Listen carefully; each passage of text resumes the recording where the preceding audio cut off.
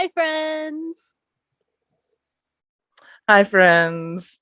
We're We're back. back for episode 24 of the Brunch and Judge.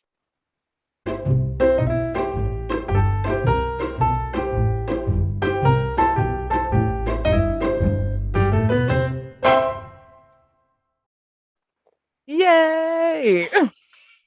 Who thought we would have been doing this for 24 weeks? Oh, That's God. Hey, insane. we're almost halfway through their year, man.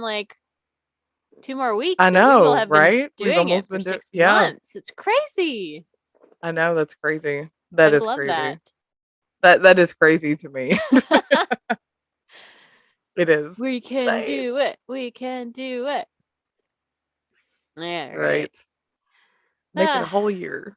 It'll Oh, be great. hey, we're your hosts. LOL. I'm April. And I'm Claire. We always And forget to do that. this is our basketball episode of Brunch and Judge. Yay. Woo, party. So Which I think is going to wind up being more of a true crime episode than um basketball. I went in a weird way and I'm happy about it. We'll all love it. It'll be great. But we'll get there. Lol. Cause you know me. I don't Yes. know basketball words. April doesn't like to play by the rules. The April rules doesn't like to are play by the tangentially rules. related somehow in some way. So It's fine. It's fine. So Claire, what So are what are you judging you? this week? Oh, do you want me to judge first? Um, Yeah, so you judge first. I think I know what I'm judging, but I'm like, so I have just a couple of little things. Not one's a judge, I suppose, but whatever. So last week's episode was our movies episode, in which I talked about The mm-hmm. Shining and Danny Lloyd, Yes. who plays Danny Yes. Torrance. And I was giving Mm-hmm. him up and down the road about, being like, that's an Right. old part of my life. Lo and behold, I just because I had done all of that research, Google now thinks I want to know all about The Shining, which Google's not wrong. It's not wrong. But so I've been getting lots of Right. weird Shining related articles this week. And one of them was about how Danny Lloyd was in Doctor Strange. He was just kind of like an extra stand-in, but he was one of the people in the sequel as kind of like a nod to, his participation in the original film. And I'm like, you do Oh, you mean care. Doctor Sleep? I mean, yeah, sorry, Doctor Sleep, not Doctor Strange. God Lord. I was like, Doctor Yeah, Strange? that makes no What? sense at all. Doctor Sleep. Doctor Sleep. Doctor Okay. Sleep. Yes. So I mean, he's not like a big character or anything, but he was willing and excited, according to the article, to do it, to be part of it. And I'm like, oh my God. So Oh, you do okay. care. Okay, that's fine. I'm taking back some of my hate Right. speech from last week. So, good job. So, that's Nice. that's one thing I kind of wanted to say and Yay. be like, hey, thanks. I'm gonna Right. look for you when I watch that movie now. Right now, I'm like, ooh, I need to go watch it. I know he's a spectator in a scene. I don't remember which one they said, but I was like, oh, okay, I'm here for it. He probably has like a line or something. Right. Yeah. But the thing I want to judge this week is politics. Always. So this is Always. just so I when Roe v. Wade first got destroyed by the Supreme Court, may they all burn in hell. Um, Indeed. I was really depressed about it. Like I was upset, I was depressed. It was Hmm. not great. And I felt very defeatist. It's like nothing can change and nothing's gonna work and nothing's gonna help and we're all doomed and everything bad is gonna happen. And though I still feel that way to a degree, um, I have been pleased that there are some smaller what's the word I want to use? Maybe like groups that are trying to make a difference. And the things that I think are, I mean, obviously this next election is gonna be rough and weird and who knows, and it may be a little while, but one of the things that really spoke to me was the importance of being involved in local government, and how a Mhm. lot of really important decisions are made, in small local government arenas. Like, you'd be surprised how much power Yeah. some even like small little city councils have over big things like oil rights. Like, you have no idea. Um, Right. Yeah. and one of the big issues, and we have all seen it when you go to vote, there's always all these people running unopposed for random things that you don't give a shit about. You're like, Oh, whatever. all the time. Yeah. And Mhm. the thing is, most of those people are Republicans, even if they're not a Yes. partisan thing that they're running for. They are Republicans, and their ridiculous ideology and bullshit beliefs impact things on Right. small levels, Mhm. and then that impacts things on the higher levels. And those are so there is a website called noseatunopposed.com.org anything. I think they claimed all of them. Mhm. So in order to Yeah. find um local Where elections, did I see this? Was this a it was a TikTok? TikTok I sent you. Did I see this on a Tik Mm-hmm. Okay, that's what it was. Okay, gotcha. Because I had to go back and find Was it it to a make sure I TikTok or was it something remembered. on Right. It's like, I can't Right. remember the Okay. name. I What was was like, it? this is familiar to me. Right. And Okay. TikTok. All right. so Continue. um it helps you find, like, in your local government, seats that are currently unopposed, so that your friends, people can start running for them, because literally your chances of winning are pretty high, because there's not no one's campaigning to win these positions, because there's no one running against them. So you can probably fairly easy we can Yeah. fairly easy get more like-minded people in positions that have more power than you think, and being part of discussions and being part of planning and change in your local areas that can make a huge difference, because at this point it does matter what your local community does, that impacts your area, it impacts the Mhm. state, and states get to decide a lot of stuff now. So, because apparently we're all independent countries. So Yeah. what the hell? Indeed. So, But you can't um, decide about gun laws. no.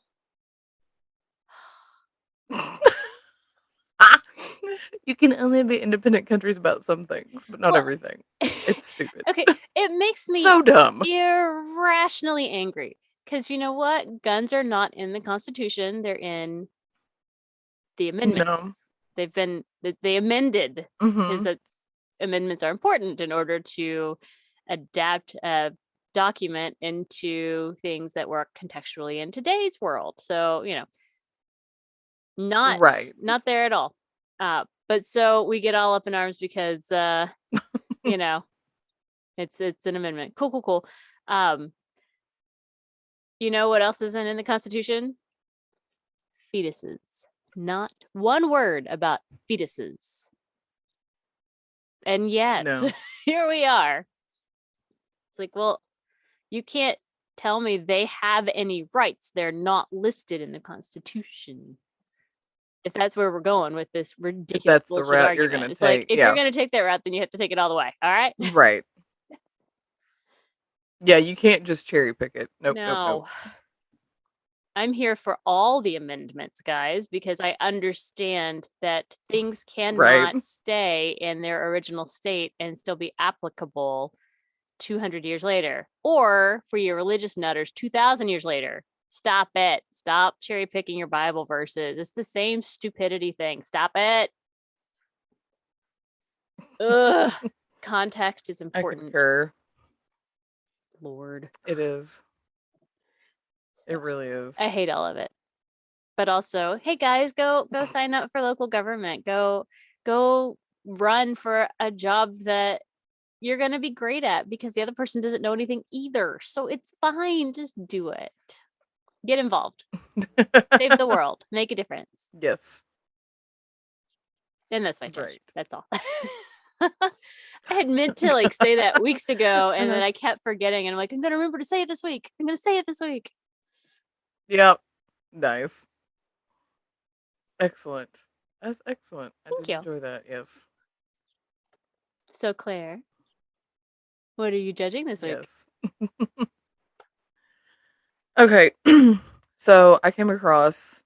I've kind of been in it a little bit. I've not really done deep dives into the subreddit threads of all this nonsense, but did come across this, it was like yesterday, a Rolling Stones article about the whole Billy Jensen thing and about how basically his whole world is imploding because of all this stuff. So for people who don't know, Billy Jensen was like a reporter, covered a lot of true crime, got into helping people solve cold cases, and and that's kind of how like the armchair detective thing kind of took off. He really was one of the ones to like start that kind of movement, especially once social media started taking off. Mm-hmm. All these people you see all the time about people on Facebook who were doing their own investigative research, and people, normal Joe Schmoes like yourself have found, helped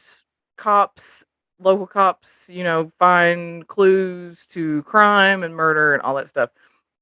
And he's written books, he's had podcasts, he's all over the place. He's kind of exploded into the true crime genre, and he goes to all these true crime and cons he out helped there, finish Michelle McNamara's book after she passed.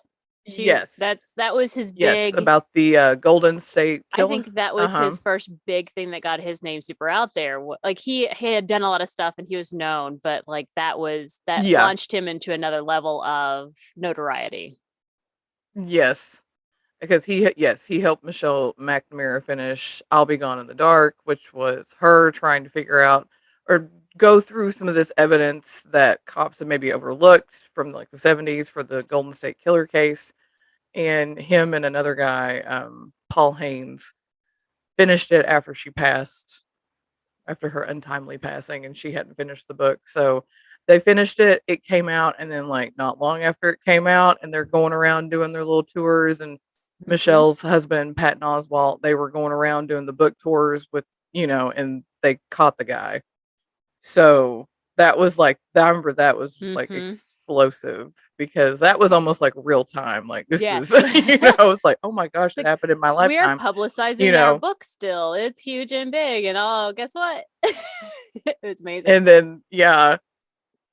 Right. And so then after that, then he had a podcast with Paul Holes, who worked on the Golden State Killer case until he retired, called Murder Squad. And they were part of the Exactly Right group, which was started by Karen Kilgariff and Georgia Hardstark, who do My Favorite Murder. They started their own little podcast group, and it's almost like a station or, they like a parent company. You can, be for podcasts, they can sign you up to be affiliated with them. And so they came out a few months ago and just said that it was the end of an era. This is the Exactly Right tweet. It was an end of an era, and that the Murder Squad with Jensen and Holes was not going to be produced anymore. And that was basically all they said about it. And then it just like lit up Twitter and Reddit and all the things, because there have been allegations against Billy Jensen for inappropriate behavior with female coworkers, females at these cons, all this stuff. And it's just kind of like, whoa, because he has been such a huge proponent for believing the victim and, women's activism. I mean, it was just kind of like, oh crap, what is all this? So in the Rolling Stones article, they were just talking about how basically all this went down, and basically it's just like his world has imploded, and everything. He's lost a lot of deals. He's lost both his podcast, but he had another podcast called First Degree. Mm-hmm. And I think one of the ladies involved with that has said things about him, inappropriate touching, all that stuff. But in the Rolling Stones article, it talked about how he had said that he has a problem with drinking, and that in a lot of these instances, they were at parties, they were at these big group gatherings, at these cons and things, and people go when they drink, Mm-hmm. and how he had just had too much to drink and got overly touchy feely. And, and a lot of this, and they did say that they talked to him, and that a lot of the stuff, if he did confirm it, he apologized for it. Some of the stuff he denied outright, like that never happened. So it is turning into a bunch of like he said, they said kind of thing. Right. But it's just like there are so many women. There are so many women that keep coming out. Even I'm a part of these groups on Facebook, like my favorite murder groups, and that's why we drink. I do like that podcast a lot. Mm-hmm. There are people, like all these podcasts kind of cross over with the true crime genre.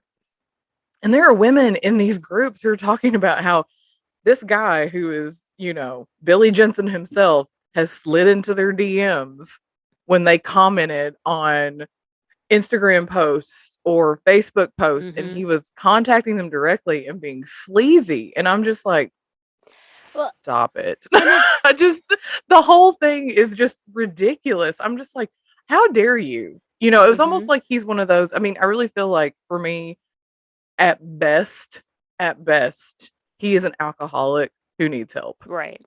At worst, he is an alcoholic who is also a predator who is using his position of power to try to get what he wants from women. And that just makes me ill to even think about that. Mm-hmm. Well, the whole thing is just bleh. I can say I have met Billy Jensen. He did. Oh yes, because you got the book. You got the book signed. Promotion at a Barnes and Noble near where I lived in LA, and I was like, "Oh, sure, what the hell, I'll go." And I was super excited because Steven from My Favorite Murder was helping him set up his audio and stuff, and I was like, "It's Steven!" And like his talk was really, because I remember you sent me the picture. His talk was really interesting. Yeah, I have a picture of me with him. If I have it, I'll throw it up for you here. So, throw a funsy there. But I remember sitting there thinking he comes across a little sleazy, and I didn't. It wasn't that he did something or touched anybody or he didn't do anything there at all that made me think that he was inappropriate or whatever. But there's something inherent about his character and personality that's a little bit sleazy. So right. I was not surprised. Like I was shocked when this all came out, but I wasn't surprised because there's something about him that made me go, I chatted with him for a few moments, but I didn't really want to hang out. If you know what I mean. I was just kind of like, right. I mean, I have his book. It's signed. It's to me. I'm sure it's worthless now.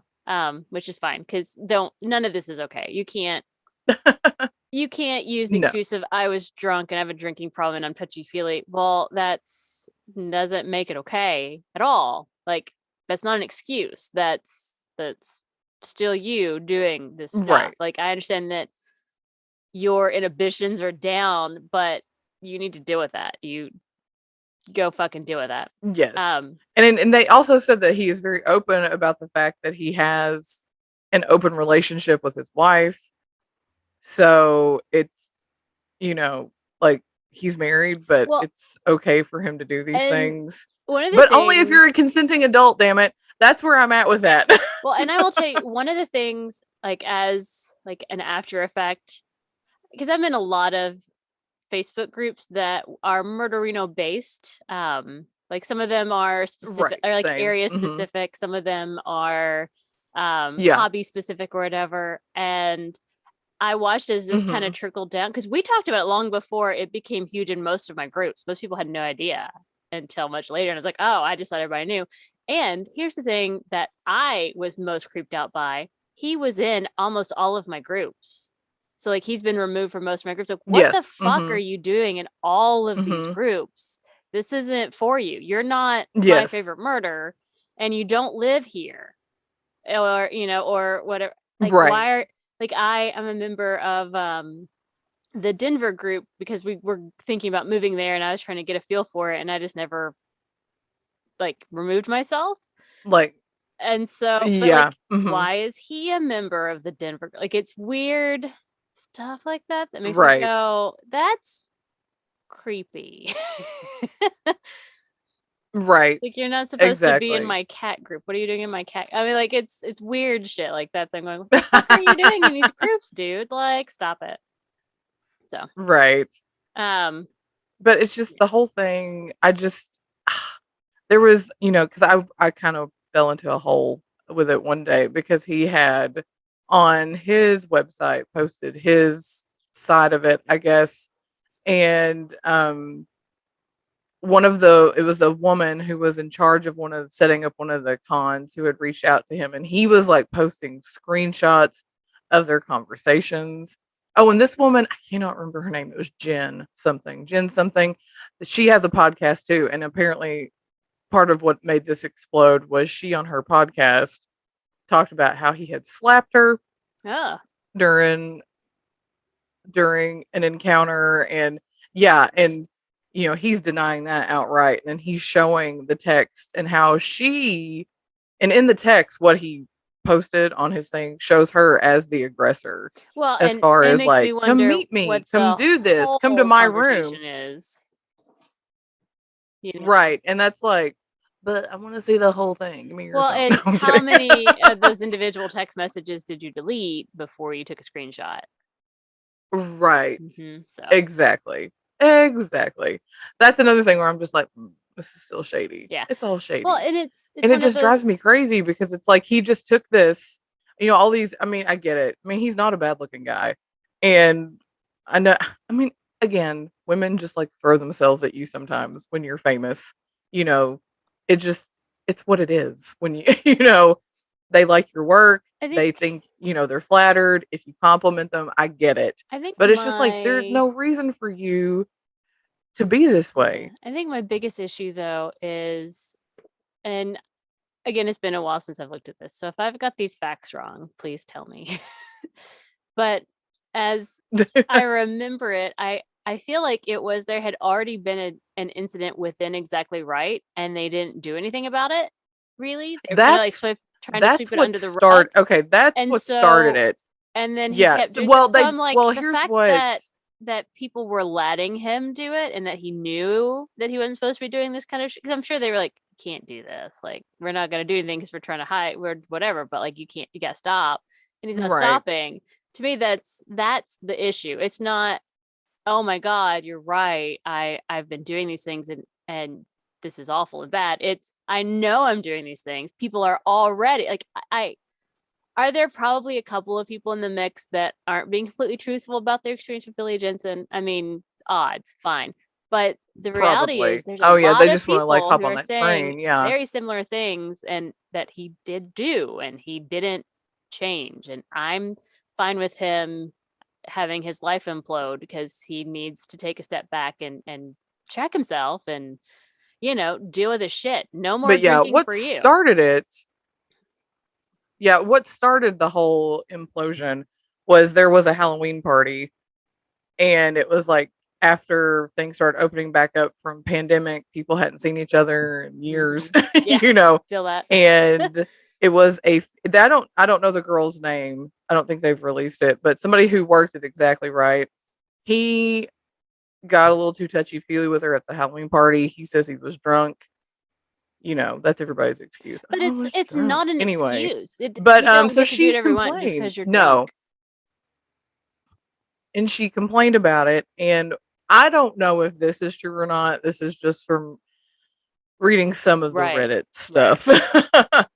So allegedly, that Exactly Right didn't really do anything about it because they were trying to work out some kind of deal with something. I can't remember if it was like the Amazon thing or something like that. I think it must be, because I started they getting were those trying to work ads out for them, and I'm like, no. Yeah. That they were trying to work out some kind of deal, and they didn't want that kind of thing to tarnish the deal anyway. So then the female who have been assaulted. I'm going to say assaulted. I think it was just groped, but still, you didn't ask Any for it. touch is an assault. She didn't want it. It was unwanted touching. Which is assault. I know, it was unwanted touching is what it was. And she files the report, all that jazz. Things like start to get haywire. I know a lot of these people were mad at like Karen and Georgia for not speaking out about it, but what I'm also hearing is that like lawyers are involved now. There are lawsuits, there's all kinds of junk. And if there's my issue is that they cared more about their gag orders deal than they cared about doing something. Yeah. So I'm like, if that was that's my issue. And they're all like, why couldn't they say anything? And I'm like, well, if there's gag orders involved now, they literally cannot, or they will get in trouble until it's all said and done. Yeah. So it's just everything with this whole thing is just like more and more women keep coming out. Like in the Rolling Stones article that I read, one of the women who he had, I think he said grabbed her butt at some kind of event. She actually was one of the people who survived the whole Dirty John affair. The daughter who stabbed him. Wow. So she herself had been a victim. He attacked her and she stabbed him in self-defense. And like it was Tara Newell was her name. And so a lot of these people are people that he's met through his job and doing all this true crime stuff. And a lot of these people are victims and he's still acting this way with them. Everybody's got that mindset of like, oh, well, it's, like, well, he, again, he was drunk and, but then you keep finding out it keeps happening and happening and happening. And all these women are coming out and they're like, yeah, this is not cool. We need to like stop this. Well, so that's where this is at, is like all these women keep coming out of the woodwork saying he, and it's happened more than once. And I'm just like, all their stories are the same. And it's just like, I feel like he's got a pattern here. I mean, it's like, well, and I just, everything about him now, I just feel like everything with him has been tainted. Like I've got his book, I've read it, and now I'm just like, oh, I just want to get rid of it. Mine's not signed. Yeah, so mine's signed. I'll hold on to it in case he does something super amazing, like explodes in the world, and then I'm like, right. And he did say in the Rolling Stone article that he is currently in like a rehab facility for the alcoholism. He is in therapy for his other issues. So it's like, if that's true, I mean, I guess that's a step in the right direction. Right. He's trying. I guess my issue is this has been a long-term problem. So people have known, like he has handlers, he has people who oversee him or who see him, and I'm not trying to put blame on Karen and Georgia. They are just two people. Like they own something that maybe they don't see all the day to day, but they have people who are supposed to be doing that kind of stuff. So, my problem is that they were aware of a problem. I don't give a shit about their goddamn deal with whatever. Like, money is great and all, but also integrity matters way more. And I won't lie. And that was just speculation. That was not the whole thing about them not doing anything because of the deal. That was completely speculation that I had seen several times throughout different things. Felt like the person at Exactly Right felt like Exactly Right did not do anything, so that they went to the police. Like, to feel that way, to feel like there's nothing happening in your workplace to correct this action, and it's just keep happening, and so you file a report. Like, that feels awful. Like, I hate that situation. I obviously don't know all the bits and pieces, but I do feel like it has tarnished how I feel about that network. That doesn't mean I don't still listen, but I'm not trying to cancel them or anything. Don't hear that, because they're amazing and they've done amazing things.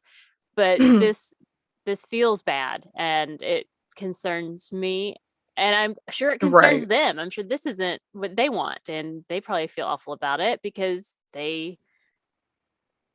but again, some people knew he was doing it. He can't have done all of this without some people being aware and doing nothing. So I don't know. It's a little bit, it's a little too late. Like, I hope he gets the help he needs and becomes, better, and can deal with his drinking, because that's that's rough no matter what. Like, Right. regardless of him making poor life decisions. Right. Exactly. And assaulting people. Exactly. Like, he, as a human being, deserves better than having a drinking problem. So I hope he does get through all that. But yeah, I don't know. His book was good. I liked it. I liked what he did. He had some interesting things to say, and it was an interesting way to see true crime as a community effort to help solve. Like, it's an interesting concept, and I like it all. And now I'm just kind of like,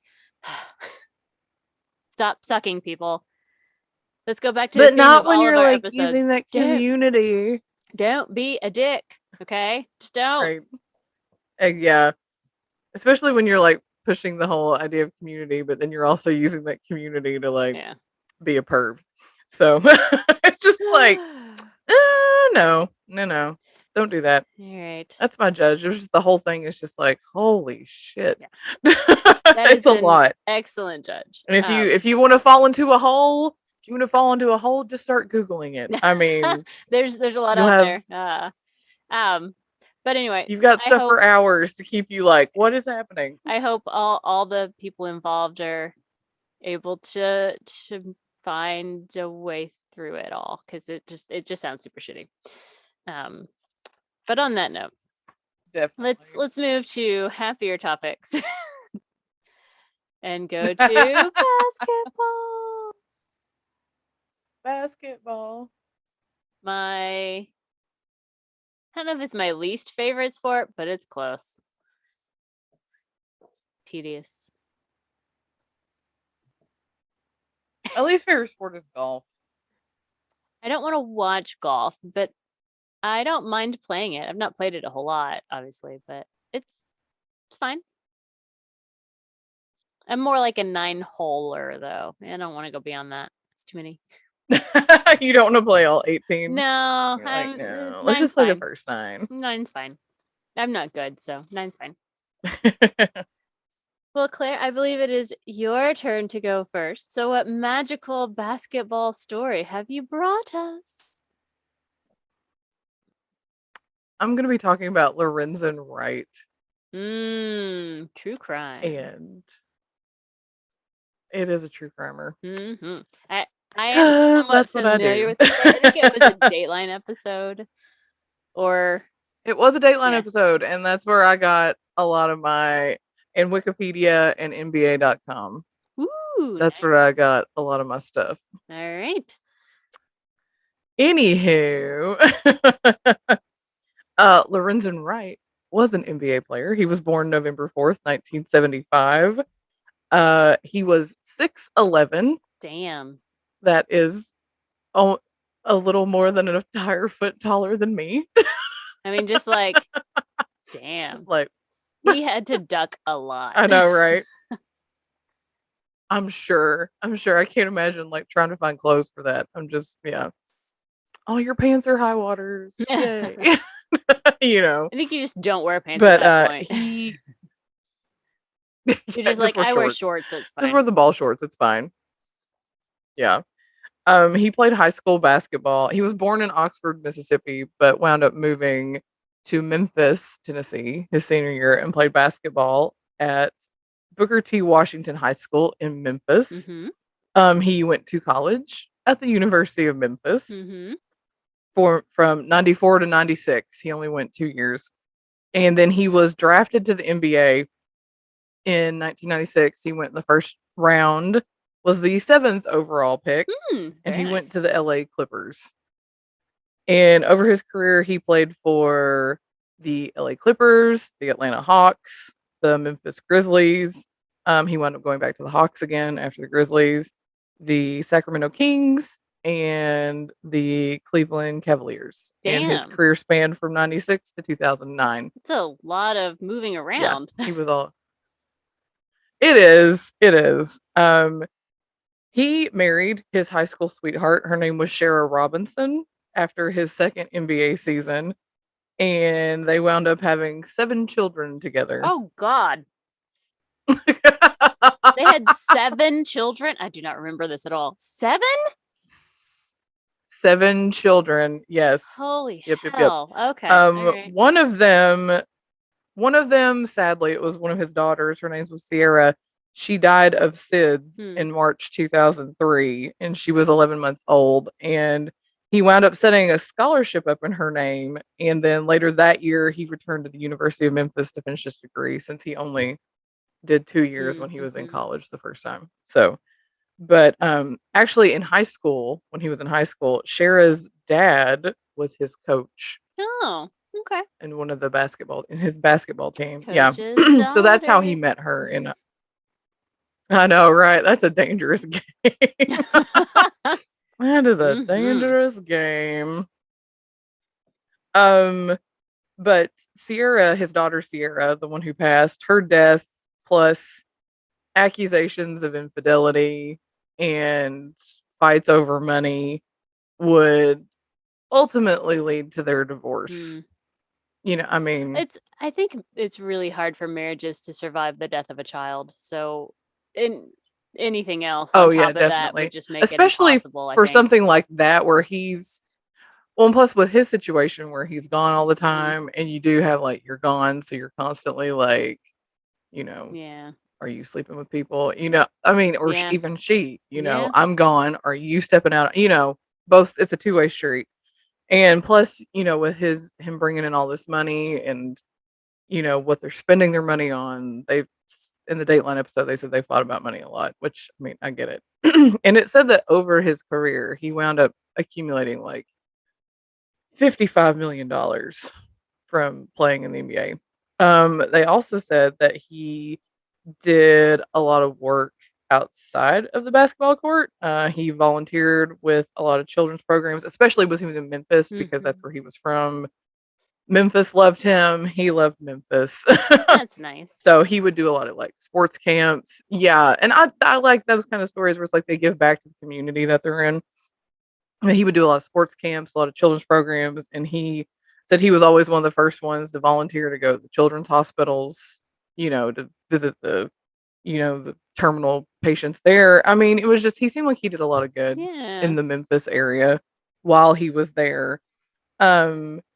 He wound up retiring from the NBA in 2009, and he wound up settling in Atlanta, even though his wife, at that time, I think they had just gotten divorced. Like it wasn't, you know, around the time he retired from the NBA, they got divorced. That he lived in Atlanta, but he would travel back to Memphis a lot to see his kids.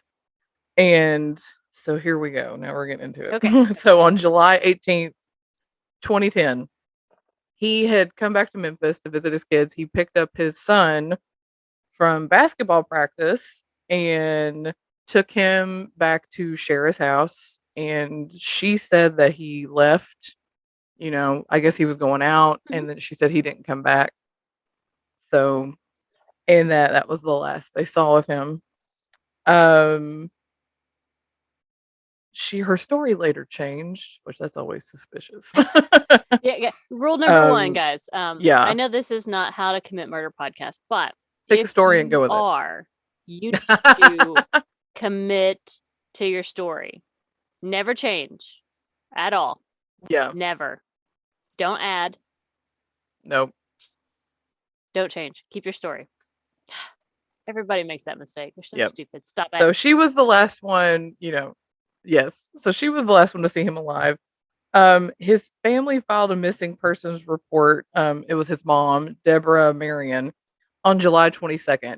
So not hearing from him for like a couple of days was not a big deal. But then when people started like messaging, calling him, and he was not responding, then it was like, oh, something's going on. So his mom filed a missing persons report on July 22nd. And then Lorenzen's body was found July 28th, 10 days after he was last seen. And so, backstory on this, where she changed her story. First, it was just like he left. He was supposed to come back. He didn't. Not a big deal. She thought he was just out. Then it was he left her house with drugs and an unspecified amount of money and then just disappeared. Yep. And then she said that also that mysterious gunmen were stalking him because of the drugs. Lord. Yeah, again. So okay. it's like Never a satanic cult, and there's no secret shady guys stalking. Like when police hear that crap, they're like, "Oh, so you did it? Okay, cool." No. But his body was found. It was 20 miles outside of Memphis in this kind of like wooded area that was off some kind of back road place. But here's where this is my favorite part. My favorite, I'm just like, this is cringy. Mm-hmm. His body was only found after the Shelby County police were told that Lorenzen had made a 911 phone call at 12:05 a.m. on July 19th. And that it was shortly after he had left Shara's house. And it came into the Germantown dispatcher, which is a suburb of Memphis. The dispatcher picks up, and before he can say his name or where he is, you hear him say on the phone call, "Hey, goddamn!" And then you just hear these shots, and there's 11 gunshots that ring out, and you hear the dispatcher like, "Hello, hello," and then you hear her go, "All I got's gunshots," and then that's like it. And she didn't tell anybody. She didn't report it. Yeah, Isn't that said she didn't report it to like her superior. Right. I thought. And it says no one knows why the dispatcher didn't report the call sooner. And that obviously because of that, they lost 9 days. Yeah. And we all 9 know days that they could the have, first 48 hours are the most important in an investigation, because that's why there's a TV show called 48 Hours. Called The First 48, which like half of those episodes take place in Louisville. Holy crap. Anyway. That's fair. But anyway, so them not turning in the fact that this phone call happened hindered the investigation and wound up giving a payout to Lorenzo's family because it's like, you all made us lose some valuable time. And so because they finally said, well, we got this phone call, so they were able to use cell phone data and cadaver dogs to nail down an area to look for, and that's how they found his body. And when he passed, he was 34 years old. Autopsy showed that Lorenzen had been shot 5 times by 2 different guns. 2 shots to the head, 2 shots to the chest, and 1 shot in his right arm. He still had on his watch, and he still had on a chain. So that's why they're like, robbery was ruled out. And there were no drugs, there was no money, there was none of that found around, like no evidence of that at all. So robbery was ruled out because it's like, if they were going to rob him, they probably would have taken that fancy stuff too and hawked it. So I mean, I would have. But I mean, of course, I'm sorry, I would have done that seriously. if I had murdered him for not robbery, because I understand the point of making it look like robbery. Rookies. Right, exactly. Absolutely. Of course, the top suspect was his ex-wife Shira, because it always is. Well, I mean, always suspect the spouse or the ex-spouse. And I'm gonna be honest, I have repeatedly told Spencer, I'm like, look, if something ever happens to me, even if it's an accident or obviously not you, they're gonna come after you. Don't talk to them. Don't be helpful. Get a lawyer. Right. And like, but no, don't. Just get a lawyer. Don't talk to anyone. Don't offer anything. Right. But also, she was the last one to see him alive. So, I mean, that also, those 2 things like puts you like at the top of the suspect list. I'm just saying. During the investigation into Lorenzen's death, police discovered that he, I guess, and along with Shara, had burned through most of the $55 million that he'd earned playing in the NBA, and that he was close to broke when he died. How do you burn through $55 million? I mean, you just keep buying shit. But like, I mean, where? Because it says they had 2 homes that were in foreclosure. Apparently, Lorenzen liked to buy cars, fancy ass cars, not like practical cars. We're gonna buy Well, like hot right, rod but cars like kind of thing, you it's know. still $55 million. And they're in, especially one of I those know. houses is in fucking Memphis, Tennessee. I mean, at most it's what, a $5 million house. Okay, just keep going. It's fine. Just like, But anyway, they had 2 homes that were in foreclosure. They were bouncing checks all over the place. And it said that he had some alleged ties to a guy named Bobby Cole, who was like a drag racer, but also connected with this big drug syndicate.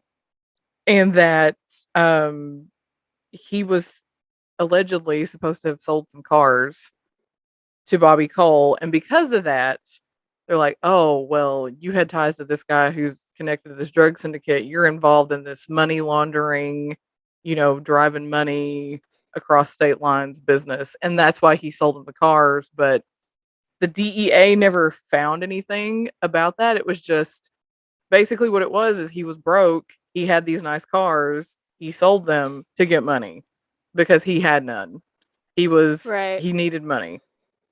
But because of that whole thing, even though they found like there was nothing in it to suggest that he had anything to do with this drug syndicate thing, just because his name was kind of tied in with that, it uh, reinforced Shara's story about him leaving with drugs and Right. money.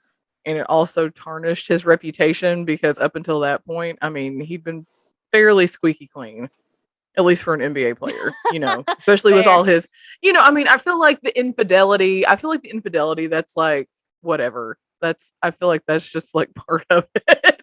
Do I condone it? No, but I don't condone it. But however, I feel like that's just like, again, women throwing themselves at you, you're just like, okay, I'm on the road. I've not seen my wife in months. It's fine.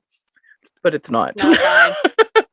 But I mean, as far as like, with him helping the kids and doing all this stuff to give back to Memphis and the neighborhood where he grew up, that kind of thing, it kind of tarnished that reputation and left a bad taste in some people's mouths. But 14 months after Lorenzen's death, Shara received a $1 million life insurance payout, which was meant to benefit his children. Right. But guess how quick it took her to spend it? I don't know, like 2 weeks. Because like it was like 10 months. Oh, yeah. 10 months. They went through 55 so million, she was like, so I'm not buying. What's one? Right. Sure. So she was buying cars and houses, plural. Like, why do you need houses? That's what I want to know. One house. Why? Why do you need multiple houses? I don't understand. It's just like, no. Anywho, and on the Dateline episode, that it was a guy who, I guess was a prominent pastor in the area who had, he knew Lorenzen, but he made the comment, said that, when you're used to spending 40 or 50K a month, dropping it down to, $10,000 a month makes it seem like you're on poverty row. And I'm like, 40 or 50K a month? That's like what I make in like a year. It's just like on the low end of that, not the 50K. Yeah, no. But you know what I mean? Yeah. It's just like, holy crap. Good God. So she was, yeah, I think for her, it just goes, it's like all about the money. Everything was all about the money. After Lorenzen's death, she was married twice. Actually 3 times. But she got married. She wound up writing a book, and it was not like a biography or anything, but you could tell the story was it was fiction, but it was definitely based on her life, because it was about, a skis bag NBA player husband who's like cheating on his wife. Oh my God. And yeah, and so then she was gonna write like a sequel, and then in the sequel the NBA player was gonna die. So I mean, hey guys, another tip, pro tip. Don't write a novel about how you killed your ex-husband. Okay. Take a note from OJ. No, don't. Oh my gosh. Boy, all right. Yeah. But so she remarried. She wrote this book. And after she wrote it, a guy who was like a reporter was doing a piece in the local newspaper, local magazine about it. His name was Kelvin Cowens. And he said after he interviewed her that it was just like almost like one of those love at first sight kind of things. It was just like, oh, she was amazing. Mm-hmm. And he said that he had never crossed that line with anybody that he had interviewed before except for her. And Sure. so he got her to leave her husband. And then they moved to Houston to just get out of Memphis because right. a lot of people, public opinion in Memphis was people talking. She did it. Yeah. Exactly. So it's like, let's go to Houston. We'll take the kids. We'll get out of here. And it just, they weren't together terribly long, but he said towards the end that he said it wasn't like she was just this awful person and that, but he said she was just terribly greedy. And that one of the things that happened toward the end of their relationship was Lorenzen's dad, Herb, got a $200,000 paycheck for Lorenzen's estate. And she wanted it. Of course she did. And she was like, should I go after it? Yeah, she was like, should I go after it? And he told her, he was like, no, just leave it, let him have it, let him put it in the trust for the kids. The kids can have it later, that kind of thing. Mm-hmm. And her words were, no, I don't want Herb to have it. And so it was just like, that was one of the things where he just realized that nothing was ever good enough for her. She just was one of those people who wanted to have it all. Mm-hmm. And so after they split, she moved with the children to California and married a music producer. Sure, why not? So this would be her fourth marriage, right? Third after Lorenzen's death. So, I mean, she's all over the place, just living her best life, I guess. So in 2017, 7 years after Lorenzen's death, police received a tip from, at that time, an anonymous source and searched a lake in Walnut, Mississippi. And they magically found a gun that was later found to have been used in Lorenzen's shooting.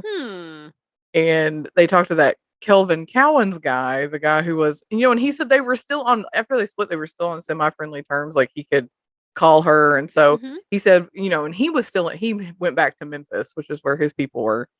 And he said, it was a big deal when they found this gun, and he was like, everybody in Memphis was happy that they had found this gun because it's like, oh, they've got something, because everybody in Memphis, they equated it to like, it was almost as big as when Martin Luther King Jr. got shot because for the Memphis, for the Memphis area, the guy was like, you can't trump Martin Luther King Jr., but they were like, this one came really close because he grew up there. They watched him play ball, high school, college, he was their hero. NBA. Yeah.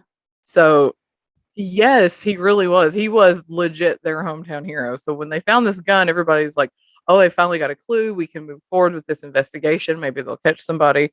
So Cowens said that he called Shara to, be like, oh, they found this gun. They might catch who did it. And he said that she was not happy about it at all. It was just like, she was upset. And he said it was in that moment that was really the first time that he said just her reaction bothered him. And that was legit the first time that he thought, well, maybe she did it, or maybe she had something to do with it. And I'm like, you gotta be a better actor than that. Really, honestly, if you're gonna murder somebody, you need to be a good actor. That's all I gotta say. I mean, am I wrong about that? I just feel like, I mean, because you have to, because you need to be able to convince people that you're telling the truth instead of the lies that you're telling. So, and that you're actually tore up, that you're sad. I mean, like, it's however you felt about him. It's your children's father who's dead, and like you can mourn for your children's loss. I mean, like, come on. Exactly. Boy, so many But pro tips anyway, in this so episode, guys. December. I know, right? Pro tip on how to commit a murder. Okay, anyway. And if you can't do this, then just don't And do December. it. Right, right. So on December 5th, 2017, police arrest a man named Billy Ray Turner. He was a 47-year-old landscaper who took care of Shara's lawn Oh, and was a was deacon her at her. lawn? I'm kidding. Go ahead. We're gonna get to that. We're gonna get to that. And yeah, it was her Her lawn. lawn. Yes, he took care of Her her lawn. and also her lawn. He took care of her lawn and also her lawn. So there we go. But he was also an ex-convict who had been arrested for assault and kidnapping. So he sounds like a stand-up guy. Oh. Why is he a deacon? Because Stop it. God forgave him, Claire. I mean, don't get me wrong. He did time in Women jail. can't be deacons, of course, because they're inferior. But this ex-con who's better now, who asked for forgiveness, he can be a deacon. Right. So then, 10 days after they arrest Turner, they arrest Shara in California. And they charged her with first-degree murder and extradited her from California back to Tennessee.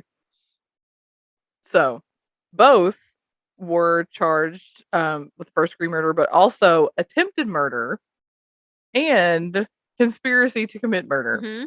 And for the attempted murder, in all this mess, then they actually named a third party. And it was like, at the time, they didn't name who it was, but then come to find out, it was a guy named Jimmy Martin, who was Shara's cousin. And he actually was the one who tipped them off about the gun in the lake. And this is my pure speculation on this matter, because it said that he himself, this Jimmy Martin guy, was already in jail for murder. He had been convicted of murder of his girlfriend. And so my pure speculation is this guy got caught doing another murder, and then he's like, I don't want these bitches out here running around living their best life. They need to be in jail with me. Yeah. That's my take on it. Which is why he ratted them out. Yeah. I mean, they might have given him some better privileges or something, as like a repayment. Right. Well, he wound up getting, because he ratted them out, he wound up getting immunity. Right. In this instance, like, he was still in jail for murder, but they weren't going to charge him with anything in Lorenzen Wright's case. So, but what he said, that he claims that Shara recruited him and Turner in this murder plot, and that at the time, Turner and Shara were hooking up. So, but they both talked about how manipulative she is, like. And even the Cowens guy, he was like, she's the type of person that she was like, she could talk you into jumping off a bridge and then make you get out of the river and then go back up and jump off of it again. Wow. Like, that's how, whatever she has over these people, how she can like manipulate men into doing what she wants. But anyway, so Shara recruited her cousin Jimmy Martin and Billy Ray Turner. And first, with the attempted murder, Turner went to Atlanta to Lorenzen's apartment weeks before he actually was killed, to kill him. Oh, okay. And it was said that he went into the apartment and somebody else was sleeping on the couch and Lorenzen wasn't there, like he just happened to be out. So he didn't get to kill him. So then it was like, then they came back. And so then she came up with this thing that she, after what was it? Okay, that she was gonna, after Lorenzen dropped the son off from basketball and he left, she was going to lure him to this back road wooded area. It didn't say how, that she was gonna lure him, and that she and Turner were there and they ambushed him and shot him. Jimmy Martin said he didn't have anything to do with either one of the attempt or the murder plot, but he did help them clean up. So he helped them clean up the crime scene, I guess, with the bullets, casings, that kind of thing. And he went with Turner to dispose of the gun, which is why he knew where it was. So, anyway. But he said that she lured him to that area and they ambushed him and then shot him. So that's how he died. And July 25th, 2019, Shara pled guilty to facilitation of first degree murder and she was sentenced to 30 years. And then this year, because she was just like, there was too much against her, she just didn't do a trial. What's his face? Billy Ray Turner pled not guilty. And his trial was in March, and then on March 21st, 2022, this year, he was found guilty for first degree murder, attempted murder, and conspiracy to commit murder in Lorenzen's death, and he was sentenced to life in prison. Wow. So that is the story of Lorenzen Wright. So sad. And it is. It is. And I saw that when I was looking him up, it came up with like Lorenzen Wright Jr. and his oldest son is playing ball, like NBA ball. Well, and like, you feel bad for the kids. I always feel bad for the kids in the situation where mom or dad kill mom or dad and then they're both gone and the kids are just like, well, what the hell now? You know, they end up being raised by grandparents or whatever, and you're like, stop being shitty, people. Just stop. But it took them, I know, but it took them 7 years to find out who did it. So, I mean, I'm glad they did. Yeah. I'm glad that they were able. I know that seems like a long time, but, and I'm also glad that that one guy got convicted of murder because I feel like if he hadn't, they still probably wouldn't know because they never would have found that gun. Right. If somebody hadn't and come forward. It would be one of those things where everybody knows that she did it, but we can't prove it, kind of a thing. I mean, that's kind of where they were at. It was just, they were out of leads. They were out of evidence. Like there wasn't, but once they got that gun, then it was all, and plus Jimmy Martin's testimony to what happened, allegedly. But yeah, I remember seeing that Dateline episode and I was just like, this is really depressing. Yeah. It was just, he had so much potential and he seemed like a nice person. He didn't seem like a douchey guy, he just really needed a other than he cheated on his wife. If he did, he really did. He needed someone to be like, this is how much money you get to have, and that's it. When you spend it, it's gone. And then you have to wait till next month. Right. Which I don't know how they get paid in the NBA. I don't know if it's just which is monthly. Which is why I have no idea how that works. Like deals that you get from whatever, but like you need a person exactly to be like this, put stuff away 100%. For whatever, and it's like this is how much you get to spend a month. This is all you get. Hell, I need that, and I don't have anywhere near that much. So I don't know. I need someone to be like, stop spending money. On exactly. Coffee. It's like you need to quit going to Starbucks. But yeah, so that's the story of Lorenzen Wright. Excellent story. Like I said, I'm glad they finally caught him.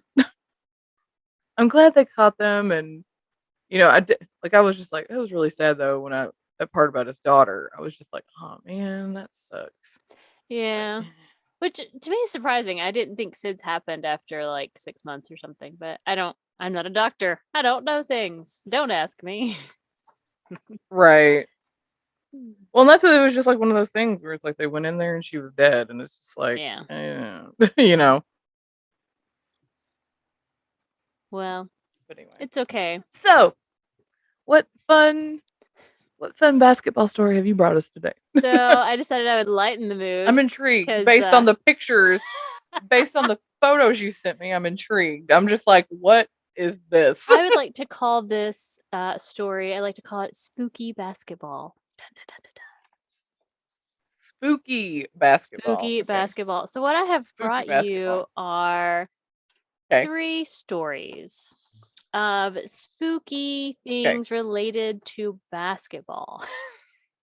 Because why the heck not? Spooky things Yeah. related to You know, kind of like spooky the weird things things that make you related to go, basketball. "Ooh." Okay.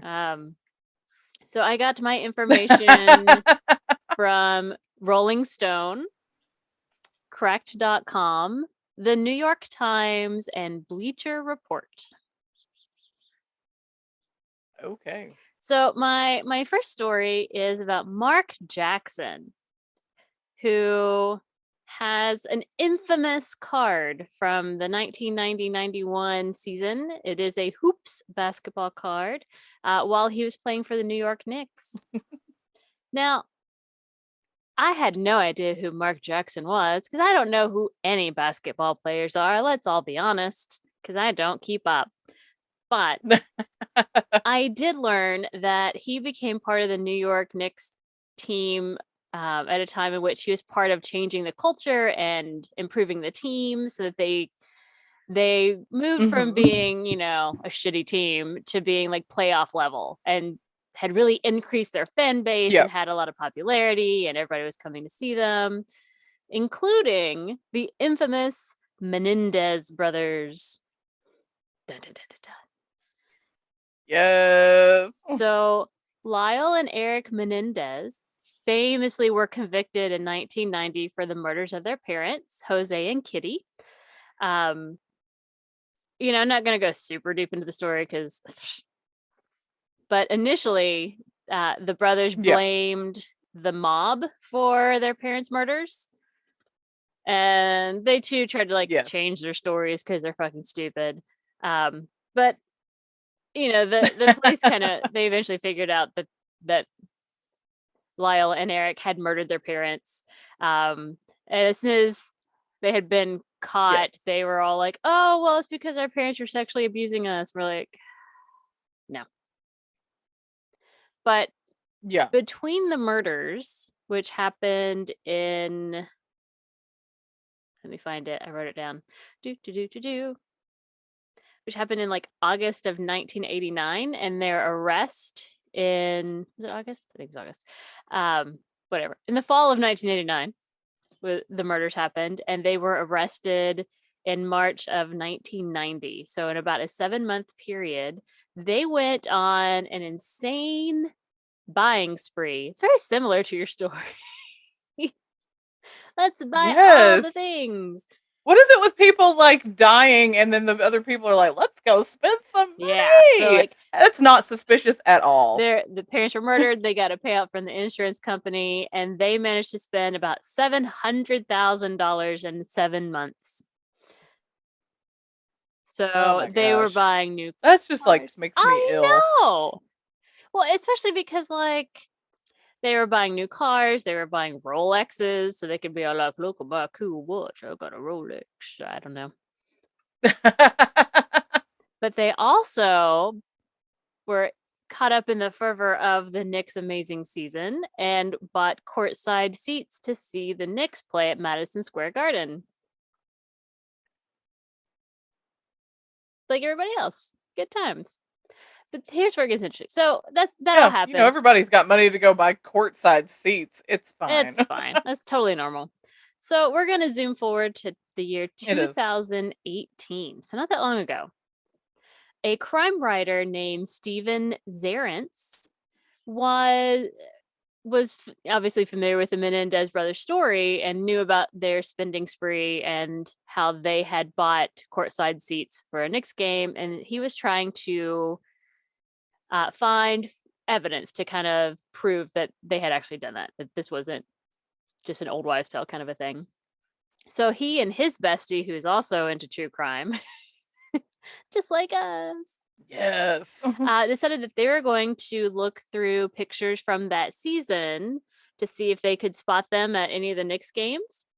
But, you know, the images that they had access to, they weren't in any of those pictures. And so they're like, well, now what? And then they're like, oh, well, maybe we should look at trading cards. Maybe they happen to be in a trading card somewhere.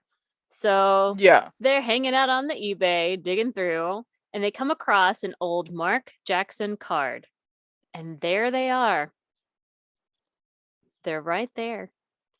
Do you see them? They are. I'm looking at it right now. Yes. So he paid about 10 cents for a whole bunch of that card because it's not a popular card. There's nothing special about it, or there wasn't. It was just a random basketball card that was a junk card, really.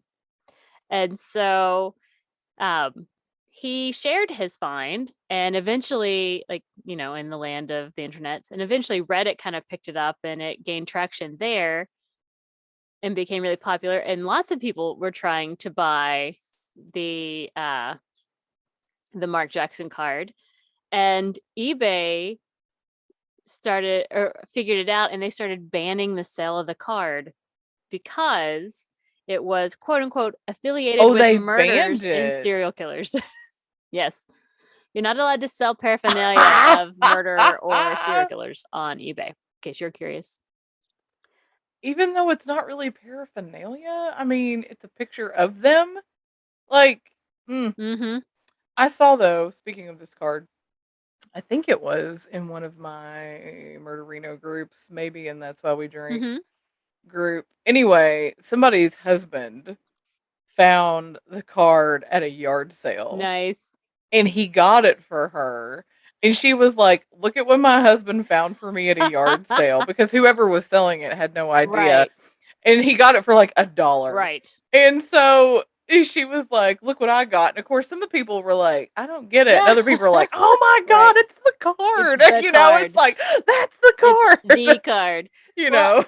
And so apparently eBay has kind of laxed it a bit. So like sometimes you can find it and you can buy it, and sometimes you can't. It just kind of depends on, I guess, maybe how it's worded, like description wise. Like, so you don't want to mention that they're in. Yeah. So now that card that was worth, less than 10 cents in 2018 is being sold for anywhere between 20 and $30. So I'm like, cool. Right. Nice. So that's how a basketball player became famous after he had long retired because the Menendez Brothers was in his basketball card. Yay. That's why his card is a hot commodity. It is a hot commodity. He has murderers on his card. True crime trumps basketball every day. That's right. All day, every day.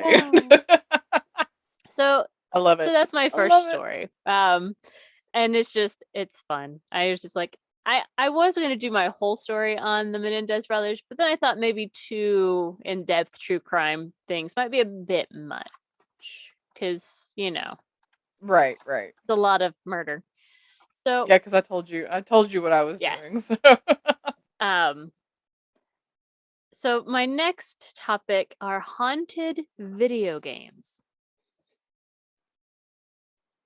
Haunted video games. The first game we're going to talk about is a game called NBA Jam. I'm sure you have no idea what that is. So it came out in 1993.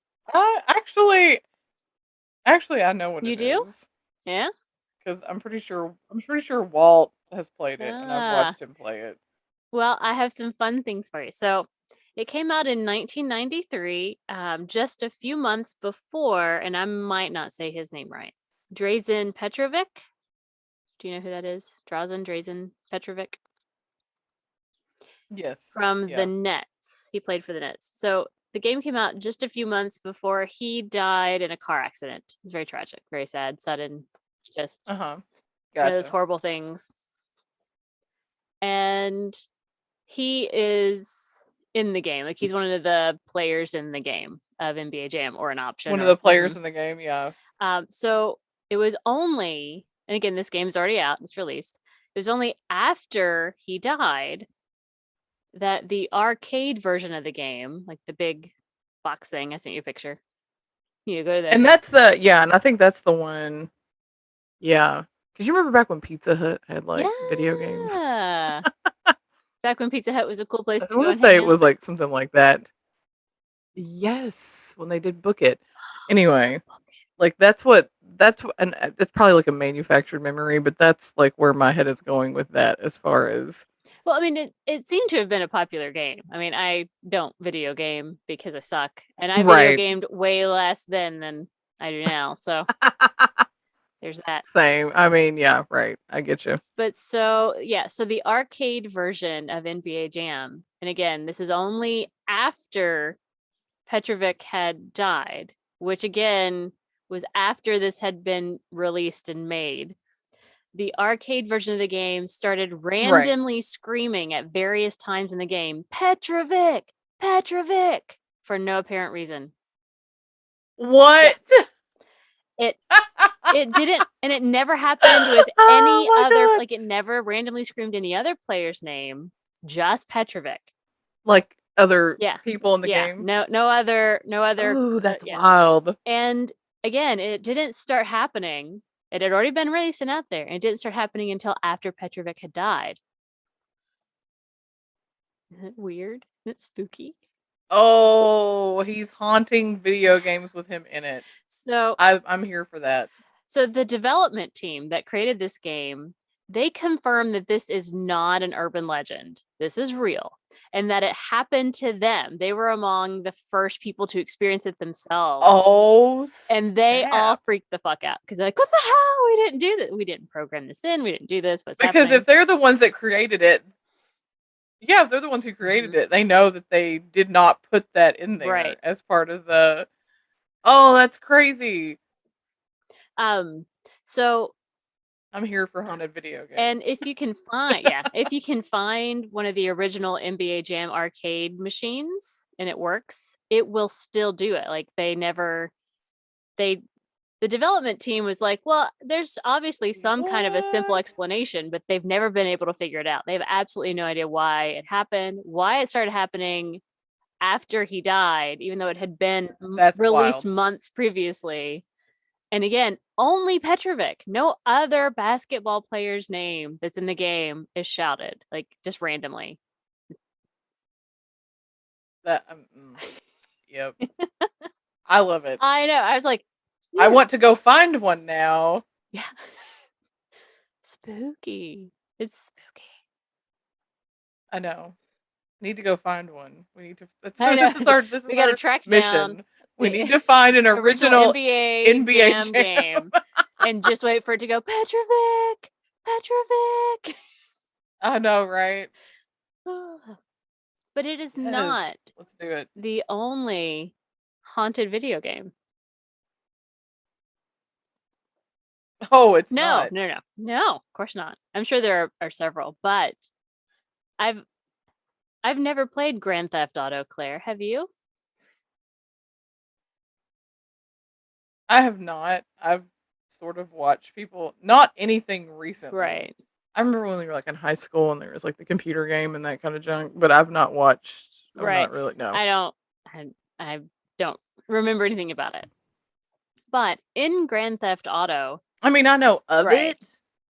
My boyfriend has played it and he's told me about it. You know, like that's the extent of my knowledge. Same. It's like someone has told me about it. I'm like, okay, cool. Right, exactly.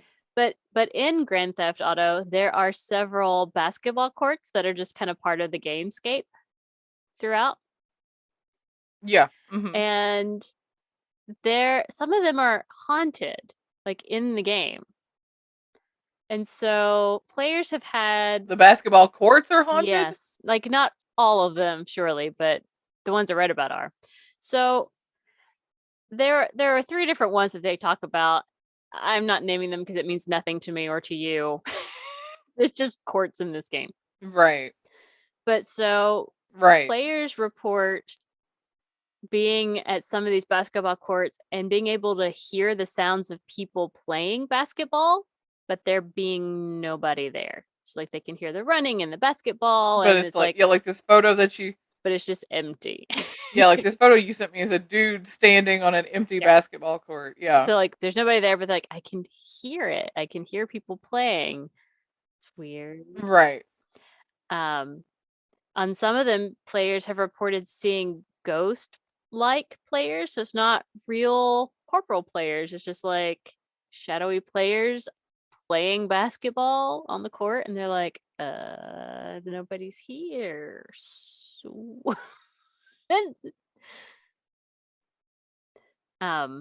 and That's then odd. there is one specific court that is near a police station, which I find humorous.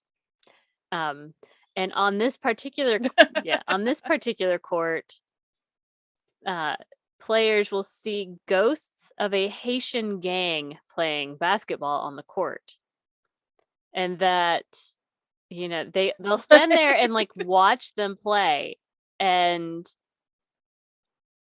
after just some random amount of time, or if they're being suddenly something comes and chases them away, like they'll just disappear into thin air.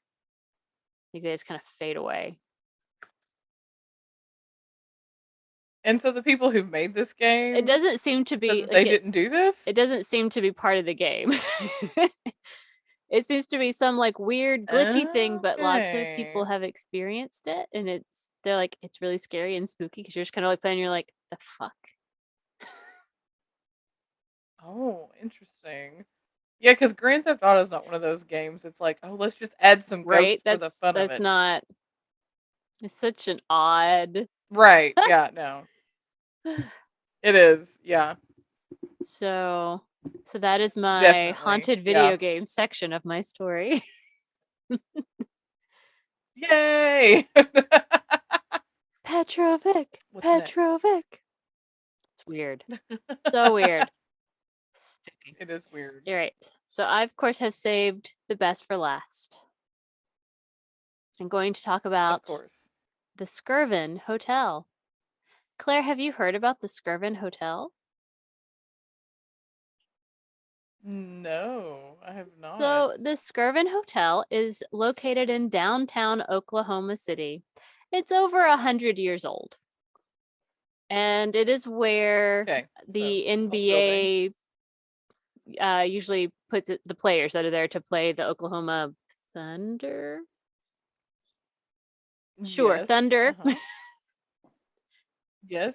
So when people are in town to play the Thunder, they're put it because it's a Hilton now, so it's a luxury hotel, the Skirvin. Okay, gotcha. But it's a fancy place. In the past 10, 15-ish years, I guess, there have been a lot of complaints from various NBA players about the goings-on at the Skirvin Hotel. So I will tell you that one of the articles I read was from 2014, and in that particular year, the Thunder had like the best home record. They won at home more than anyone else, and part of the reason the article stated, this was the New York Times, part of the reason they said was because the players are being haunted at the hotel they were staying in, so they weren't playing at their best. What? Ah, yes. The hotel wants the Thunder to win. Sure does. So the Knicks, back to the Knicks. That's right.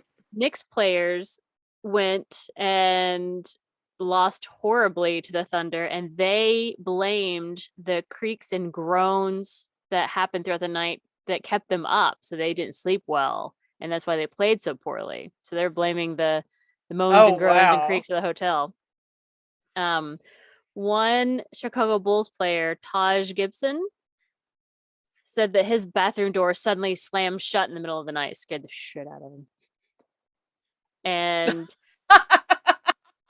Phoenix Suns Wesley Johnson woke up to find that in the night his bathtub had somehow filled with water. What? Could you imagine? Okay, people, NBA players are like the biggest people in the world. Mm-hmm. All right, they're like huge. Like I think the shortest one is probably like maybe my height. Right? If even that. Besides Muggsy Bogues back in the day, and he was like shorter than me. But whatever. These are big ass, grown ass men, and I want to see them screaming like little girls because he woke up and his bathtub is filled with water. it's just like that's what I want. I'm here for grown ass men being scared shitless and screaming like little girls. That's what I really hoped happened with all of this. That's where I'm like, yes. All right, so I don't know why this I know like makes me this. happy, but it's like Well, and it makes me happy too because I'm like, the heck, guys, it's you're grown ass men, but whatever, right. whatever. So they are all afraid Exactly. of a ghost that they call Effie. Effie. Effie. Hmm. Okay. So the legend is that Effie was a housekeeper at the Skirvin before it was expanded into the 14-story building that it is now, which was in the year 1930. So I think it was like 10 stories before that. Okay. Gotcha. Now, supposedly, the widowed owner of the hotel, William Balser Skirvin, had an affair with Effie. Mm-hmm. Oop. And she, of Oh, course, okay. became pregnant, as one does. Uh-huh. Scandal. Okay. And so Skirvin couldn't have that. So he had Oh, her kind right, of right. locked away in one of the upper floors until she had the baby. So that way, Because could that's normal. see her. It's totally normal, totally normal. Um, and then at some point after she had the baby, probably suffering from postpartum depression and possibly suffering from PTSD after being locked in a room for several Right, months. from being locked up. I Right. mean, she grabbed the baby and she jumped off the building.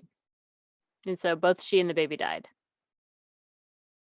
Oh, no. So the story seems to have originated in the 1990s while the hotel was vacant. Um, Mhm. the Hilton didn't buy it until 2007 and then they started to renovate it and turned it into the luxury hotel it is now. There are some pictures. So Gotcha. the interior of the Yes. hotel, I mean, Mhm. it's elegant, but it feels older. Like they've really It held does, on to yes, uh-huh. the old architecture and emphasize like decor to kind of match it. So you feel like you've gone back in time inside. Exactly. Yeah, that's what I would yeah. So yeah, there's that.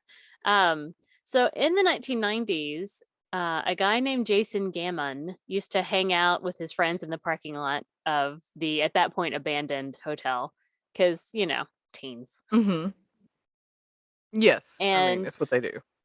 he said that there was an older man who was like the security guard, to make sure people didn't go and get into the building and blah blah blah. Yeah. And that he was the one that originally told them the story of Effie, whose real name was Julia, saying that she and the Okay. baby actually fell from room 832. And when Hilton did the renovations, that room disappeared. So it's separate. It's separated differently now because they knocked, they gutted it and then Okay. rebuilt They've everything. renumbered it or yeah. So, but these days, Effie seems to mostly be kind of a prankster. So these are the things that she is primarily blamed for. Um, and, Okay. terrifying the NBA players. So she likes to knock on doors, of course. She likes to open drawers and she likes to make noise in the Nice. hallway. So nice, normal things. You're just like, someone here? Did someone knock on my door? Right. But she's also a little bit of a tardy girl. She has propositioned men in the shower. Sometimes they just hear her What? voice, and sometimes she will appear in the shower with them. Oh, oh, shit. That's I would I die. know. I would die. I mean, you talk about like psycho vibes. I'd be like, oh no. um, so she has also been seen pushing a baby carriage down the hallways. And Uh-huh. sometimes babies are heard to cry even when there are no babies on the floor. Oh, okay.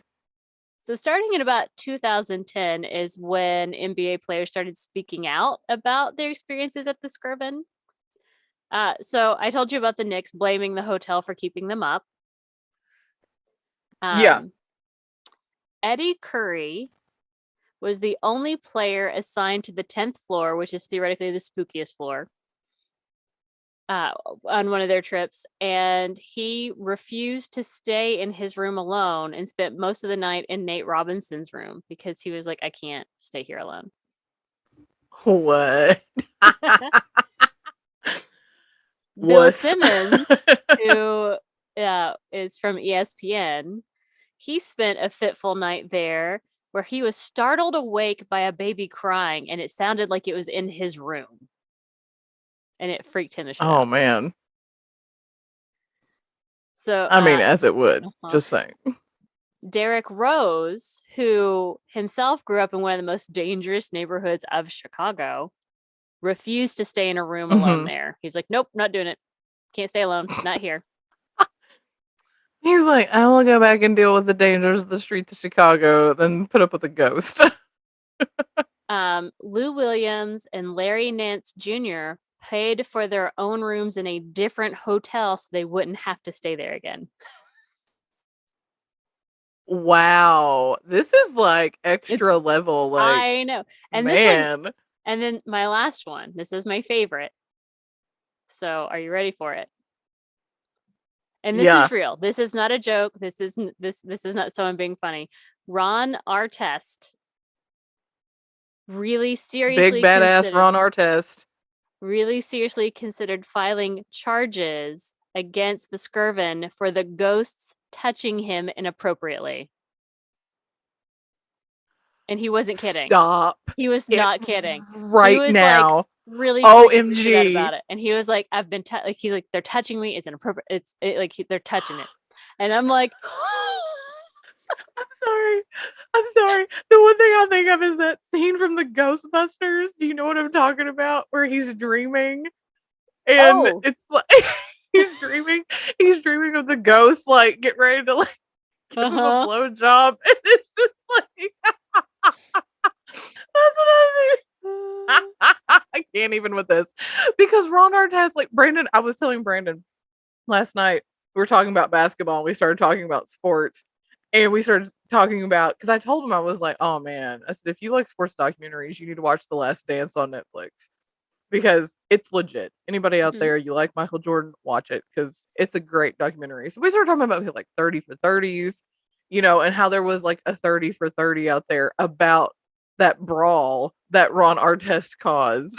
That when that guy like hit him with the beer and then it turned into this big fight and all that crazy. And that's what I think of. And I'm just like, big badass Ron Artest is saying that ghosts molested him.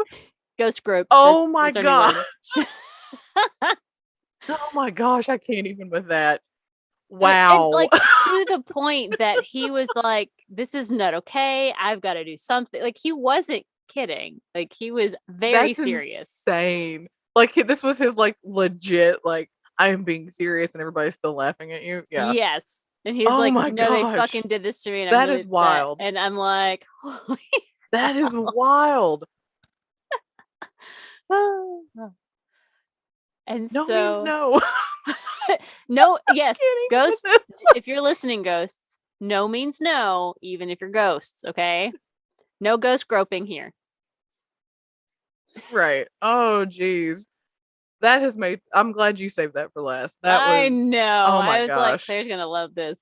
I bet you were like, what in the fresh hell am I reading right now? I laughed so hard. I was like, I'm not a guy, so I don't think I'll have any experiences. But I'm like, I need to take Spencer to the Skirvin and be like, hey, Spencer, go take a shower and tell me how that goes for you.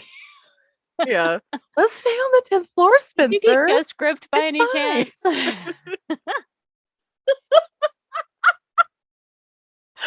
Oh, geez. That's what will happen. You and I will take Spencer. You and I can stay in a room, and Spencer can stay to himself. There you go. Because I'd be afraid that it wouldn't happen if you were with him. Oh, you know what I'm saying? True. You and I will like buddy up in a room. You and I will buddy up in a room, and then Spencer can have his. I've never wanted to go I to don't know if Oklahoma Spencer would like City, being but our by guinea pig. God, I'm here for this because I was like, the Right. hell? I mean, well, no, go take a shower. Go lay down in the bed. Did anyone talk to you in the shower? Yeah. Proposition you anything at all? Anything? Oh God, I can't. So Oh, I'm this like, is great. it's the best ghost ever because it seems to. I Like, mean, I read a few other stories, like the workers, they're not supposed to acknowledge that it's real or whatever. So there's not a whole lot. They don't really oh, talk of about it. course. But, they have their Of own course, little yeah. things. Like, one worker says she hears a baby cry, but it doesn't really bother her because it's not like a scary thing. It's just a baby crying. And, tools get Right. moved around or whatever. Like, it's just kind of normal stuff. Not a big deal. It seems to only fuck with Yeah. men. And I'm like, yes. I know. Because it's like he fucked with it's like the guy fucked with her life. So she's Oh my like, gosh. I'm I've got gonna it. spend the rest of eternity seeking revenge. I've got it. I got it. Poltergroped. That's what it is. Yes. Poltergroped. Oh my gosh, yes. Run I'm our making that a test. hashtag Got when I poltergroped. yes, when we put this out, that's the name of the episode. we did. I'm making that a hashtag. Hashtag poltergroped. That's going to be the hashtag when we post this. Yep. On the socials for this poltergroped. I love 100%. It so much. Oh, nice. Oh nice, my nice. gosh, that's fantastic. Oh, geez, that's fan freaking tastic. I love it. And that is why I changed my story. I was like, I found this and I was like, well, I need this in my life. You're like, no, we need to talk about this now. Because there's never going to be another opportunity for me to talk about basketball players being poltergroped in a hotel. No, absolutely not. I loved it. I can't believe that's a serious thing. I mean, oh my, I mean, it's just like you just want to cackle at it. You're like, are you kidding me right now? Well, and again, and then on the same vein, you're like, New York Times, how does it feel? Bleacher Report. How does it feel, you big badass men? Right? I was like, to be touched when you don't want to be touched. Billy Jensen should go stay there, right? Yes. Oh, yes. 100%. Wow. Oh, okay. I'm gonna be laughing about this for like the rest of the day. I can't. I'm just gonna randomly text you poltergroped and see how it goes. I know. Oh my gosh. I love it. I love it so much. Yay.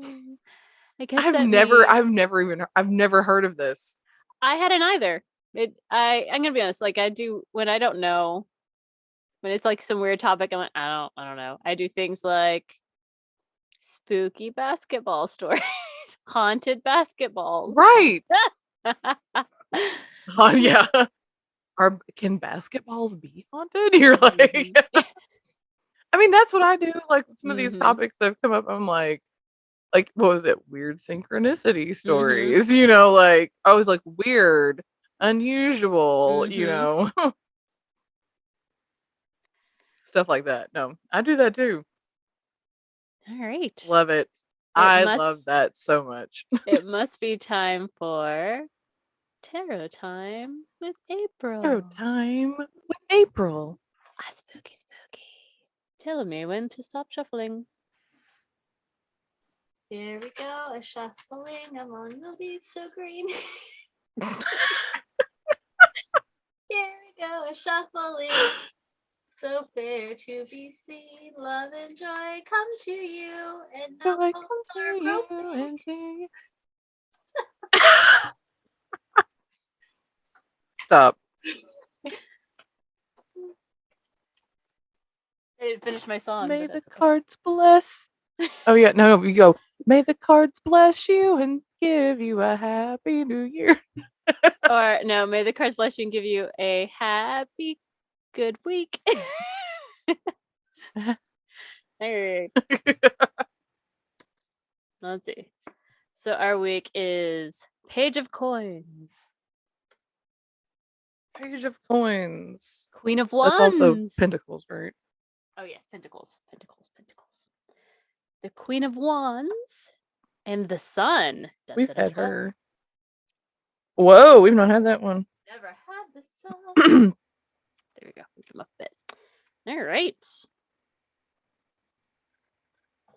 This is exciting. Happy exciting. The sun. The sun has gone to bed, and so must I. Oi, oi, oi. Guys, it's been a week. I'm happy to report that I went to my doctor this week for unrelated things, but I am not pregnant. So the card of fertility last week did not infect me. So I'm okay. Woot woot. Me neither.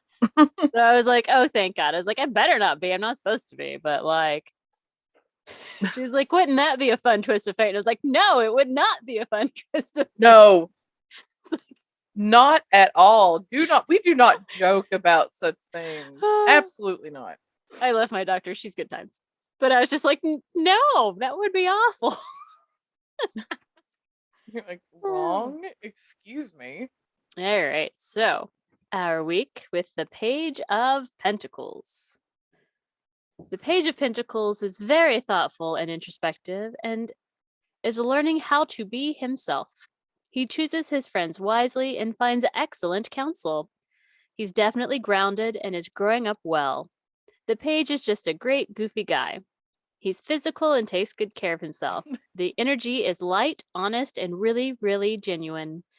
Almost a gosh and golly gee innocence. This innocence can turn against him, though, when it slips into immaturity. It is romantic, creative, playful, and adorable. So that sounds nice. Good golly gee. We're going to take care of ourselves this week. Yeah, we are.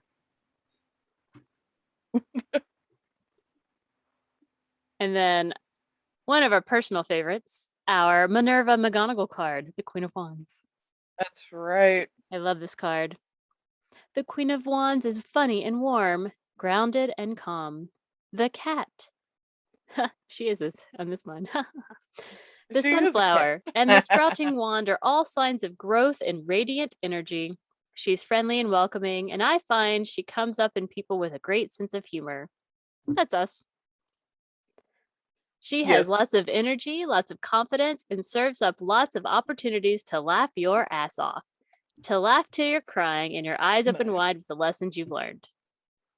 I see a lot of the full in her, that openness and trust that everything is going to be okay. She might not know what okay is going to look like, but she has faith. Don't be a pushover, though. If you mess around, she will ever so gently club you with her pretty wand.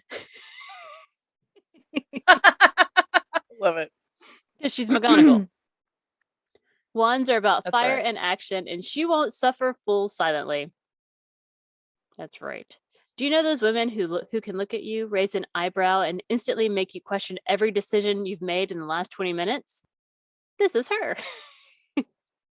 She's not going to shame you, but she's not going to let you act like an ass. She wants you to see the hard truth so she can lend you her strength and lead you through the tough times. So I'm going to leave it there because everything is kind of after that. It's fine. So yay! She's good times. She's very wise, confident. It's a good card. It is a good card. She's one of my favorites. I like when she shows up in our life. So now we're going to the sun that we've never had. Never, no, we have not. The sun has gone. Sorry. Oh, that's the moon. The sun. This is bizarre. Okay. Fun aside. So in my book, it says like the name of the card and then it has like a little phrase underneath it, which sort of is the theme of the card. I never read those. But for the sun, it's I am happy. And last night I used a bath bomb that Spencer had bought, like a set from Amazon on Prime Day that were super on sale. And randomly inside the bath bomb, it was the first one we'd used from the set. Randomly inside was like a slip of like laminated paper. It's like a tiny little slip. And all it just said on it was, I am happy. That's all it said. That's Synchronicities. funny. Isn't it weird? And random. It is synchronicities. It is synchronicity. It's weird. So the sun. Let me see if I want to. That's a lot. Let me skip. Because she's talking about somebody. She's like, this might be a little bit. Okay. I've got a friend named Andy. I don't. It's the person who wrote the book. He's a good friend, and I'm amazed at how much affection I've gained for him, having only known him on the internet and the phone. That feels weird, but whatever. He's happy. He's ebullient. He's funny and kind and not self-deprecating. He's the sun, and when he's around, the whole world feels warmer and safer and happier. He is the sun because he sweeps through his life, shining the light on those things that are in the dark. He investigates them and leaves them exposed, even if they worry him. That's the sun card. Everything is moved into the light. I get an image in my head of the sunshine reaching into the darkest, deepest corners of us, burning away the sadness, the lies, and the distortions, the broken trust and broken hearts. The sunshine illuminates and enlightens us and shows us that when the shadows and dark and twisties go away, it's not so scary out here after all. The Beatles absolutely had it right, and here comes the sun. So that's this card. It's been hard. It's broken your heart, and what you thought was going to be just isn't, and you can't fix that, but you can open your eyes and look around at all the beauty that surrounds us. There are lots of crazy things going on in the world right now. Yes. Indeed, yes.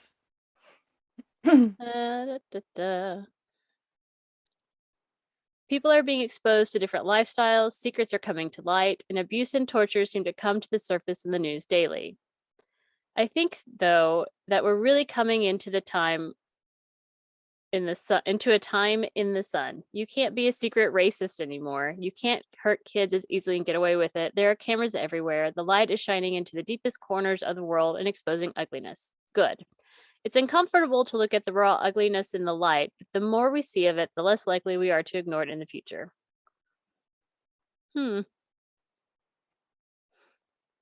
So I can't quite tell if this is a good card, a bad card. It seems to be like happy and light and brightness, but also it shines light on the bad stuff.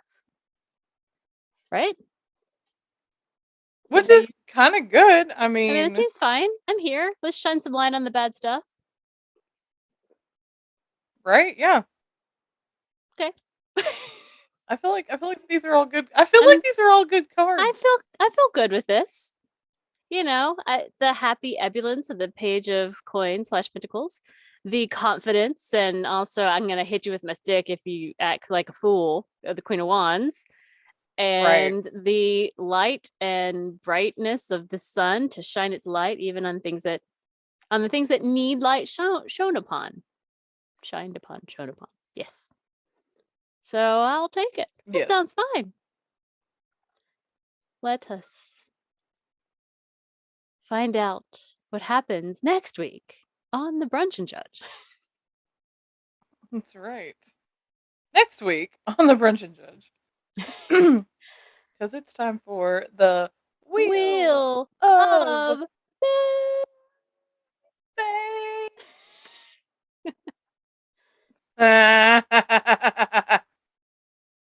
Satanic panic.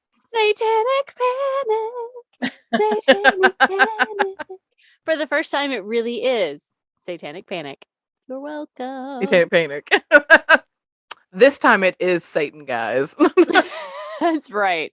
I can't wait. Wouldn't that be great? Wouldn't that be great if next week we got the devil?